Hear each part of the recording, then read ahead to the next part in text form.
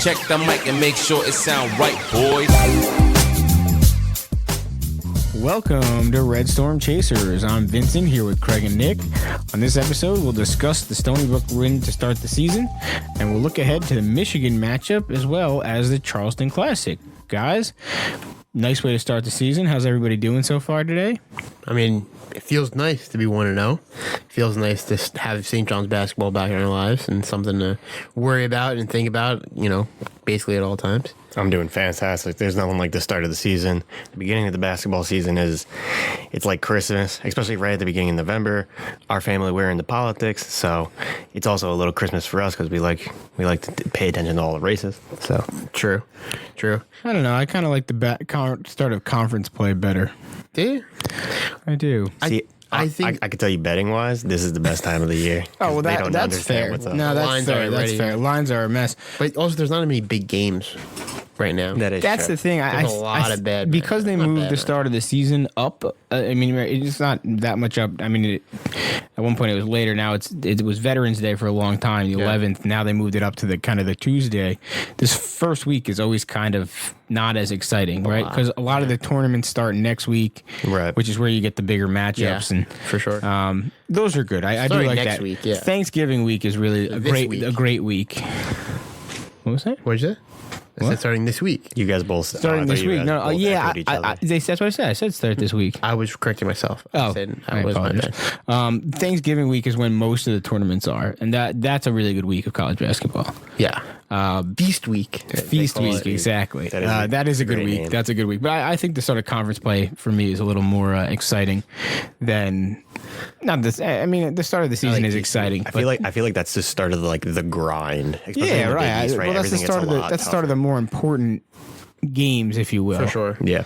Maui Invitational is always fun, and it's stacked this year. I don't know if you looked at. Yeah, listen, all the tournaments are fun. The preseason, quote, preseason tournaments or early season tournaments are fun. I just, I like those. I like the feast week. It's just I don't know. Playing Stony Brook's fine. It's a good way to start the season. I mean, but you gotta play those teams. like you to said, get ready, this first week is not as exciting because the first week used to be the tournaments or the start of the tournaments. Yeah. Now it's really just typically one or two fluff games, and then It's a whatever. exhibition plus game. Did they even play the Champions Classic at the beginning of the season? They used to, but now they it's stopped like it. next week. I think. It's next week. It's That's right. They usually they play that and then it's the opening.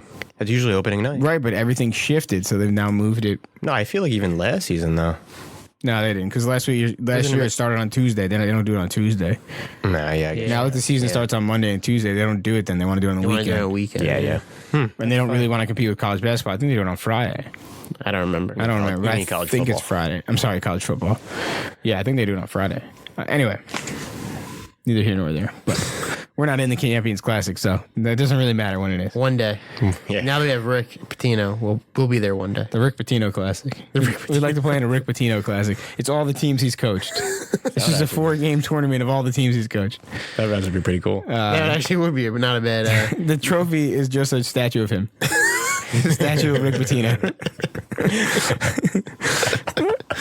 I think that would be spectacular. We got to figure out how to get that done. The Red Storm Chasers Invitational. I mean, sure. Then we could also give out a Rick Pitino trophy. They had the Barstool Invitational. Why can't we have one? Really a lot more money, but yeah, sure. If you'd like to fund it, you can. If anybody would like to donate to our podcast, we accept cash donations, or I guess you can just Venmo one of us. If you'd like to donate to a possible Rick Pitino trophy to hand out at a Rick Pitino Classic, please contact us DM us in any of our avenues. or shoot us an email. We were talking about email last time, by the way. I thought that was kind of funny. We didn't get any emails, by the way, just in case you were wondering. The but email, it didn't blow up. it after didn't this? blow up. I was intrigued to see if anyone would actually follow up on an email because that would have kind of been funny. But no, unfortunately, we got no emails. So our inbox was just Empty. stuck with TikTok and Twitter updates about stuff that happened 2 weeks ago. So anyway, it is what it is. But anyway, new era here at St. John's University. Start to the season, Stony Brook win, Rick Pitino era beginning, and I have to say, we talked about it a little bit last time, wasn't nervous at all. Up at 11 at halftime, up as high as 22, come away with a 90-74 victory. This is what we were looking for. Confidence, no concern, just go out there, win the game you're supposed to win, and move on. We cruised. Didn't even have to worry about it at all. That's great. What a feeling. This is what it must feel like to be like, like Duke and North Carolina. Yeah, whatever. We're gonna be this team. Doesn't We're one step away from being a blue blood now. That's right. We got the coach. We got the blue blood coach. We're gonna change it. We're gonna be so good. We're gonna make it red blood, and it's only gonna be us. There you go. Wow. All right. Changing the Hot term. takes. When we win 7 national championships in a row. Nick. 7. awesome. I don't think I could handle 7 national championships in a row. I definitely would have a heart attack during the first one, so I don't know if I would see the other Well, 6. I think like at first I'd be like, wow, this is an incredible streak, and then I would be concerned about losing the streak. So like, right, like it would come back to the old St. John's where I would be so nervous. Like the first one, you'd be so excited, nervous watching for sure. Terrible. I don't know if I could actually watch it. You'd be ecstatic. Then year 2, you'd be like, wow, this is pretty crazy. By year 3, you're like, oh, okay, this is cool. But then like year 5 again, you're like, all right, now we can't lose. Now we need to hit this streak. If only that would happen. Man. We might never lose a game again. I mean, It's possible. Rick Pitino undefeated as the St. John's coach all time. Just saying. Anyway. How'd he get there? He beat Stony Brook. That he did. Joel Soriano naturally led the way for St. John's University. 22 points, 11 rebounds. It's like he's been getting double-doubles his whole career or something. Not the only guy with double-double, though. Ledlam, 16 points, 14 rebounds. Great start. Great first great. appearance for St. John's. I definitely was very impressed by Chris Ledlam. His rebounding skills, I mean, look, he could score. It was great. He did a great job scoring. But his rebounding's such a mindset, and he looks like he's got a good mindset for it, and I was very impressed by that. Yeah, I think, when you have these pieces that you bring in and you hope they work out, and you start off like that, Yeah. it's a positive turn for sure. What I was most excited about to see was the 50% three-point shooting. 11 three-pointers made. Love it. This is, it's really exciting to have a team who can go out and actually make threes consistently. And if you can actually make threes consistently, it makes you a deadly team because you can use it to win games as long as you don't live or die by it, right? As long as it's a skill that you add on to, and certainly with Soriano scoring 22 points, it shows. Now, Soriano did hit the first 3 of his career, so I shouldn't say it's only that, but First 3 in 5 years. Having And then he hit his second one. and then he hit his second one too. Having Soriano score 22 points minus the 6 all down low like he normally does shows that it's we're a dynamic offense. Absolutely. We can hit the 3 at 50%, but we're also scoring down low. We're not a one-dimensional offense. No, it definitely didn't look one-dimensional. Another thing that we need to focus on, which for years has been a struggle for us, is playing that three-point defense. And actually, Coach Pitino talked about that in his post-game press conference. Defense and the fact that we took away the 3. Look, I'm a big believer, as most of you know, in the three-point shot. But it's never been good. I've never gotten credit for the other aspect of it. I've gotten too much credit for being one of the original guys. But it's only good if you stop it. So if you make 9 and they make 8, it's not a weapon. So tonight, they made 4 and we made 11. It's a weapon. Only when you stop it is it a weapon. And I thought we're very happy with the first half defense of them shooting 36% and 1 for 11 from 3. It's definitely something we haven't done in a long time. We know for sure. We usually leave guys wide open for threes. That was our go-to move. It was. Guy in the corner, just leave him open. He'll make the 3. Don't worry. But we did good defense from 3-point. Now listen, I know it's Stony Brook, so Sure. take it with a grain of salt. But if we can continue to play good defense against 3-pointers, Rick Pitino's right. Especially right? as an emphasis going forward for the rest of the season, which it seems to be one of his points. It becomes a weapon. It becomes a weapon if we can make them and they can't. Definitely something to look forward to for the rest of the season. Another thing I want to note, actually, I want to note 2 quick things about Stony Brook. One is just that Jenkins, although he had, 6 turnovers in the game, it being the first game, he had a couple bad ones. Don't get me wrong. He tried to take it down low a couple times. One time he threw it over and Ledlam wasn't there, and it is what it is. They gotta gel together. It's game 1. I'm not too worried about that. I just think it's something we don't really have to worry about right now.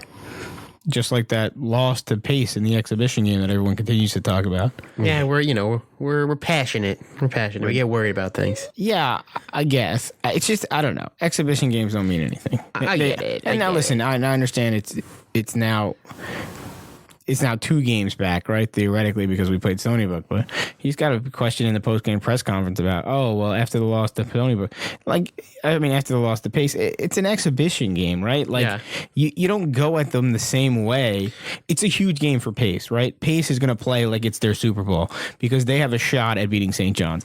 And what is St. John's going to do? We're going to try out offensive plays. Sure. We're going to try out defensive plays. We're going to try lines that we don't necessarily aren't going to play in the real season. Yeah. That's what exhibition games are for big teams. Correct. So I think a different mentality. I think it's a big hype of, you guys lost the Pace. Oh, we lost the Pace. What are we going to do? It's a nothing game. I didn't get it. I didn't get the disappointment. And listen, I think it's certainly wiped away. This Stony Brook game clearly shows it's not a problem. Right. We're a very passionate bunch. We yearn for basketball. Well, I think we're also just very fearful. True. We've seen this story before. Seen bad things happen before. Right. So. Until this day of the Stony Brook game, none of it mattered. Didn't mean anything, and none of it counted. So the only other thing I wanted to note about this game was that we had a sellout crowd. Yeah, that's true. 100% attendance. 100% attendance at Carnesecca. 5,602, baby. Love to see it. That's the way the season should start. That's the excitement that Coach Pitino brings, and that's exactly what we want from our fans. Come out, support. I know it's in Queens. I know it's hard to get to sometimes for some people. Students were out. That's the kind of thing we want to see going forward, and it's going to hold true in our next matchup against Michigan because the Garden's almost sold out. I'm not sure it's officially sold out yet or not. Anyway, let's pick our spotlight player this week before we talk a little bit about Michigan. Craig, I fear, because Tim's not here to answer first, and we had such struggles last week between the two of you. I'll let Craig go first and cross my fingers that it goes well. I'm going to say Chris Ledlum. Okay.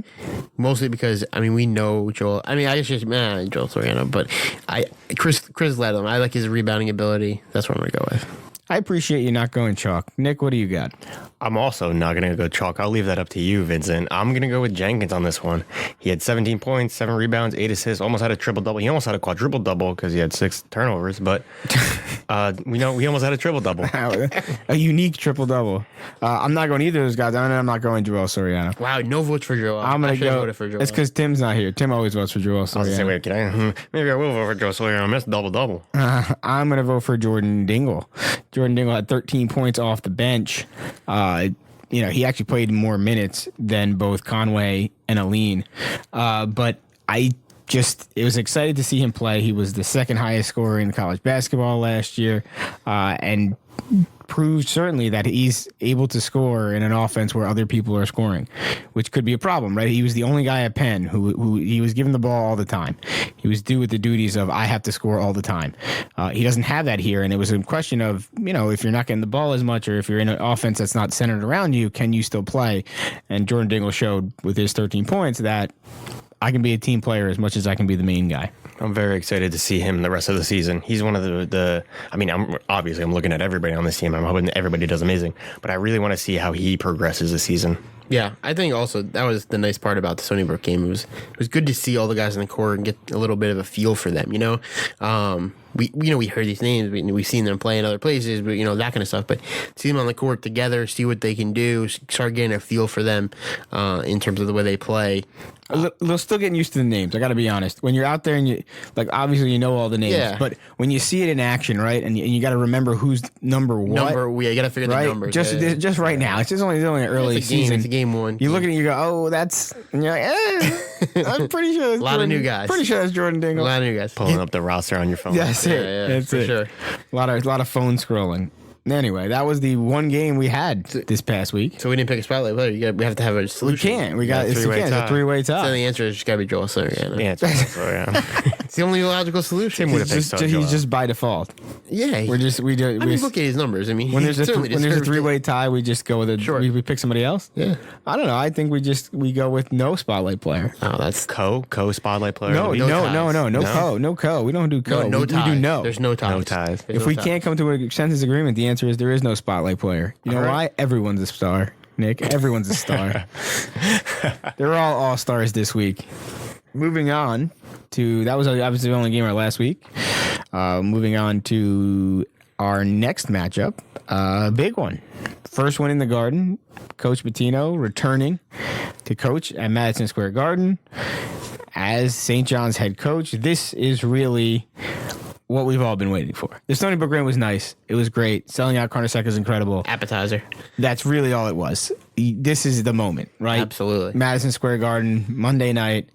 Not a great day, but whatever. Big Monday. Big Monday. That's fine. 6:30. It's on Fox Sports 1. Hate 6:30 time. 6:30 time's not great, but it's all right. Doesn't matter. I mean, It is what it is. That's a personal problem I have. This is the moment we've all been waiting for, and it's going to be exciting. Oh, it's going to be a crazy atmosphere, I hope. I assume. It will be. As Tim said last week, very limited tickets left. This is what I've been waiting for. Oh, yeah. This is going to be the moment. It's going to be, this is where we're going to want to be, right? We want the Garden's our home. We want the Garden to feel like a home court advantage. And in recent years, it does sometimes, it does in other times, depending on where we're at. This is the beginning of where the Garden is the Garden. And it's a St. John's. And it's not, you don't mess around. You don't want to come into the Garden, anybody. Other opposing players want to come because they want to play there, but they know that they're going to get it because the fans are going to be so loud and it's going to be fully St. John's crowd. They're definitely going to ask the Michigan either coach or how was it playing against Rick Pitino at St. John's in the Garden. Absolutely. And I hope at the end of it, and I expect at the end of it, to it be that they were crazy as I mean, they don't understand what it's like playing at Carnesecca Arena, but it was a crazy environment. Everybody's yelling, we could barely hear anything. Yeah. That's what I'm hoping and expecting out of the Michigan game, and that's what I will be doing while I'm there. I'll be screaming my head red. Let's hope Juwan Howard comes out and says, listen, playing against St. John's in the Garden, it was tough. Yeah. Right. Juwan Howard would know. He's played in tough environments his entire career. For sure. So I think, it may add a little bit more weight, too, if he were to say, hey, they've actually got something going on here. Just give you a little more about Michigan. 1-0 to start the season. Not necessarily the best team in the Big Ten. Picked to finish 11th out of the 14 teams, but they are, a Power 6 conference team. Certainly, they're still Michigan. Big state school. There's no... Michigan's Michigan. Exactly. They're probably stealing it's a big matchup. If you want... Ooh. Hey. Spicy, Nick. Nah. If anybody in Michigan is listening to us, you guys stole the signs. That's on you guys. I mean, they did 100% steal the signs. But hey, what was it? Ohio State? They hacked in their thing. So oh yeah, no. The Ohio. The funny part is the blowback from this is Michigan. They're terrible for stealing signs, but pretty soon, once they do the whole Michigan investigation, they come to an analysis that, okay, yes, you were stealing signs because they 100% were. Oh, no doubt. And they get whatever hand slap punishment they get. Michigan's going to turn around and say, that's nice. We're going to sue. They did. Well, they did. No. Yeah, sure. We're going to, try to press criminal charges against whoever hacked into our school's servers to find out this information, because although stealing signs is a NCAA violation, hacking into servers is a federal crime. So we need to, eventually someone's going to get in trouble for that. And the person it is, apparently, as you read through the the news, is the private investigation firm of Ohio State's head coach. His brother runs a private investigation firm, which is the group that actually found this information out and reported it to the NCAA. So we'll see what happens there. We'll see what happens there. Well, a lot of speculation. It'll be interesting. So allegedly. We'll see. Well, it won't impact St. John's basketball whatsoever, and on Monday it won't impact the basketball team for Michigan. You know what? You want to talk about another thing for Michigan? I know you don't care about exhibitions, but they did beat Marquette 106-101 in an exhibition. I think that's another reason not to care about exhibitions. Yeah, maybe it shows that they're maybe not 11th in the Big Ten. Or maybe it just shows that Marquette was out there trying different lines and different defenses against a team they knew they could beat. Has to be said. I guess it has to be said. Whatever. All right, so Michigan's best player is Olivier Nakahua. I apologize if I pronounced that incorrectly, and I definitely did. All right, so Michigan's best player, and the player to watch, I guess you will. We don't know who our best player yet is. We only had one game. Is Olivier Nakahua. I apologize for pronouncing it incorrectly, which I certainly did. The Big Ten apparently has a transfer of the year rankings, which is a little silly, but he was ranked as the second highest transfer player in the Big Ten. So shout out to him. He came over from Tennessee. in their first game, they beat UNC Asheville 99-74, and he had 25 points as well as 7 rebounds and 3 assists. So he will be a issue, I would say, down low. Yeah. He'll be the focus for their offense, and Joel Soriano down there will probably have most of the time sticking around and trying to figure out how to stop him from scoring. Yeah, I don't think he's going to be the player that they run through mainly, him and McDaniel. But I don't think Soriano's going to have too many issues with him. Doug McDaniel, the knockoff Doug McDermott. They got rid of a few letters, just missed it around a little bit. Just because it's a similarly spelled name doesn't mean he's a knockoff.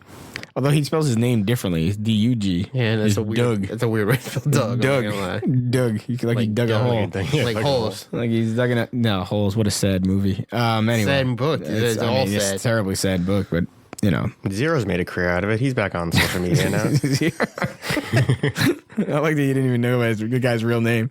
I got no Just idea. Zero. His name's Zero. It's a valid point. Shia LaBeouf was actually the star of the movie. He was starting to move. Shia LaBeouf has not made a comeback. You mean Stanley Yelnats? He has not made it. Come on, he can't go Stanley Gilnats. Even Stevens. That's the main Shia LaBeouf. Well, probably not. He's been in a lot more movies than that. Transformers is probably his most famous role. But anyway, no, Shia LaBeouf, until he goes back into a movie theater and watches all of his movies and invites people to watch again, I don't want to hear about Shia LaBeouf. That's a hilarious power move, by the way. Listen, I give him all. That's where the meme or gif of that where him that comes crying. That's what it's from. Yeah, that's it's from. He's crying for one of his own performances. That's spectacular. Nothing like going out there and crying for one of your own performances. Like patting yourself on the back. I'm such a good actor. I made myself cry. Most people don't even watch their own work. Shia LaBeouf doubled down. No, I appreciate commitment like that. It's like Derek Jeter watching replays of himself. Yeah, Jeets. Yeah, Jeets. Yeah, Jeets. Love that. Love that for him. Good for him. You know what? Good for him. He's earned it. He's earned it. He's only a Hall of Famer. He's earned it. Hey, man. The You captain. do what you want to do. So, the electric mood on Monday night will hopefully Oh, yeah, that's right. bring Monday us night. bring us to victory against the Michigan Wolverines. Can't wait for it. If we are to Can't wait lose for that game, I'm sure next week's podcast will be terribly different vibe. No. There's nothing. That's not. Don't put that in the But I have to say again, I feel very confident going I feel into very this game. confident. I'm not worried at all about this. This is, again, Michigan is not the top team that they Sure. their booty had been in the past. They're projected to finish 11th in the Big Ten, and we're projected to finish 5th in the Big East. We're a better basketball conference. Absolutely, no doubt. I think it's going to be a victory, and I think it may even be an easy victory. I don't know about easy victory, but I feel confident that we can win that game. I think it's a big stage.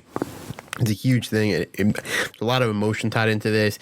A lot of these guys is first time playing at the Garden. Well, certainly a lot of you guys first time playing at the Garden as a home arena. Some of them may have played in the Garden other times, but Fair. It's different when it's your home arena. It's a different feel and vibe sure. entirely.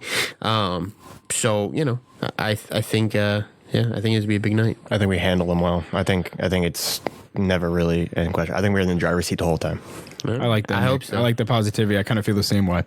The other games we have. Busy week for us. This busy week. Good week. After one game this week, next week it is we chock load up. full of St. John's games. And to be fair, it's a real opportunity for us. So we have Michigan on Monday. Obviously, it's like we talked about. very high profile. Very high profile game. Then we go to the Charleston Classic. Charleston Classic has a bunch of good teams in it.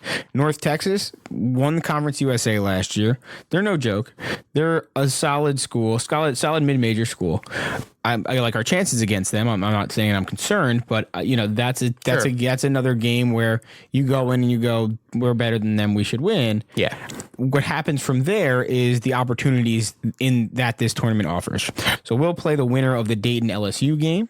LSU obviously, If we win, if we were to win, that's true. Well, if we win or lose, we will play either one of them. Well, we'll play the winner or the loser, loser. depending on if we win or lose. Fair. So we'll either play Dayton or LSU. You probably are hoping for LSU, but Dayton's a good team. Dayton's probably the best team in the A10. They're Yeah. picked to win the A10, Yeah. almost unanimously. That's fair. Listen, I think either one of those games is good for us in terms of our resume building. What we really want is to play whoever we're going to beat, because we want to beat North Texas. We want to beat Dayton or LSU because we want a shot at number 7 in the country, Houston, who's kind of the headliner of the tournament. Absolutely. So sort of set up for us to Houston to be in the finals. It is kind of the way they said those brackets. Correct. They kind of have. We're playing North Texas, right? So that we're playing a lower conference team. They're playing Towson. Yeah. Who is other small conference. The other teams are more evenly matched. So generally, if you look at that, it kind of makes it look like they're setting up for a St. John's Houston finals. What they want. Yeah, is what the tournament wants. On the other side, they have Utah versus Wake Forest will play the winner, or we'll play Houston. Right. The winner. Right. So those are all power conference teams mixed together. Two Power Six. Us and Dayton, us and Power 6, but yeah. No, you're right. They're 8. But Dayton's a very good. Dayton's AP. a very good mid-major. So Yeah. that's the hope. The hope is you continue to win and you get a shot at Houston, who's 7 in the country. Now, if you lose that game, okay, it's not. It's a kind of a nothing, not a nothing game, house money game. You're playing with house money. 100%. That's what I'm trying to say.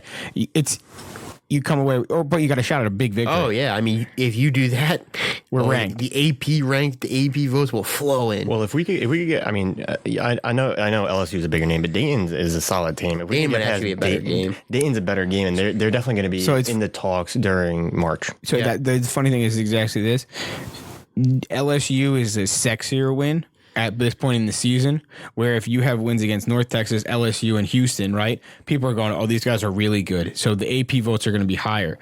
If you have wins against North Texas, Dayton, and Houston, people are going to go, they had an easy trek to get there. Now, they did get the big win, but they had an easier trek to get there. However, come March, you're probably getting more out of that Dayton win because it's raising your numbers in the polls. And probably, it's raising your RPI. Or sorry, not RPI. sorry. Old school guy. Old school. It's raising showing your age. It's raising your net ranking. Yeah. Right? It's raising your strength of schedule. It's probably a quad 1 or 2 win. Exactly. It's giving you more than that LSU win. It's just LSU's a bigger name. Sure. So it's kind of where do you want the recognition? Right. And come tournament time. I'll take it in March. The beautiful part is I'd rather have it in March, but it's a win-win situation. Yeah, for either us. way it's fine. We win, we beat North Texas, we get an opportunity to get that win, and from there it's beneficial no matter what. Yeah, no, it's exciting to be. And I love these preseason tournaments to give you opportunities to get good matchups you wouldn't necessarily have, and build that resume because it's that's what it's all about. One of the things I like about these tournaments myself is that you really get to bond with your team during this time. Now, I know we got to do this because we had the international tour, which is great. Now this is like another opportunity to. Now it's not over Thanksgiving. When I was a manager, we did it over Thanksgiving, so we had Thanksgiving dinner together. That's pretty cool. I guess it was cool. I mean, you're missing your families, but yeah, it was the lowest grade of a Thanksgiving dinner you could imagine. But it was dinner. It was dinner, but on Thanksgiving. But we were together. That's what they serve you on when you work at the TV games too. Don't worry, they're also getting the lowest form of a Thanksgiving dinner too. At least we're all together. That's it. Everyone suffers together. Well, all right. Charleston Classic for us kicks off on Thursday, the 16th at 1:30 p.m. on ESPNU. I know it's not a great time slot. That's the game against North Texas, but obviously it's a full day of games at the venue, so they got to space them out. And we get the 1:30 slot. So hopefully we win, and then we move into, I'm sure, a better slot. Take a half day at work. That's it. Or just don't pay attention at work. Or just put the game on and no work will get done. It'll be Friday anyway. It's a Thursday, but good try. No, not the next round. Oh, the next round. Yeah. Well, I mean, we could move into, I guess the times, I don't see the times, but the times are at 11:30 or 11:30 a.m. or 2 p.m. If we lose, it's 11:30 a.m. If we win, it's 2 p.m. So the times are okay. So it's no real better on Friday than it is on Thursday because it's 2. And then the next round, the championship is at 8:30 p.m. on Sunday. They give a break on Saturday, and then if you're in the consolation games after. Well, the concept of the 7th place game is at 12:30. The 5th place game is at, it says 3 or 5:30, and the 3rd place is 3 or 5:30, depending on this matchup, I guess. Yeah. So stay tuned in terms of finding time. Yeah. Stay tuned on that. It really depends. Really, the answer is what time of the game. Let's hope we're playing in the 8:30 game, and it doesn't depend. Let's hope we're playing 2 o'clock and 8:30. That means we've won both our games, so that's what we're looking for. Absolutely. All right. That'll do it for this episode. For Craig and Nick, I'm Vincent. Go Johnnies. Keep chasing.